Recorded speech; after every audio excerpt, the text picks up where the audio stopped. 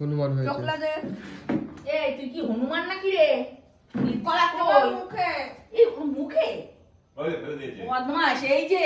ওই তো ফেলেছে ওখানে। না না একটা ডালে এই ছিল। দেখো, মুখেও একটা রয়েছে আবার ওখানে নিয়ে গেছে। হ্যাঁ সাথে পড়া মুশকিল আছে। ও একদমই একটা বাজে মেয়ে।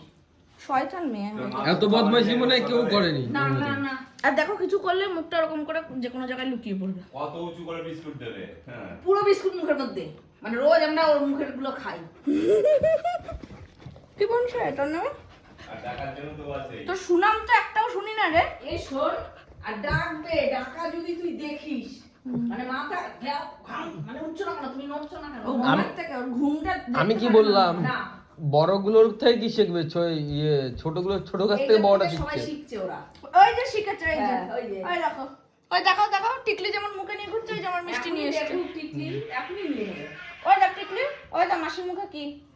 মাসির কাছে কি? মিষ্টি মাসির কাছে। এই দে মাসি মাই কোনটা? গড। মাসি কোনটা সেটাও জানে। মিষ্টি এটা মাসি। নিয়ে নিল। এই তোর আয়, কত আমি বড় নিয়ে সাহস। চলে তোর কত বড় সাহস। দেখো?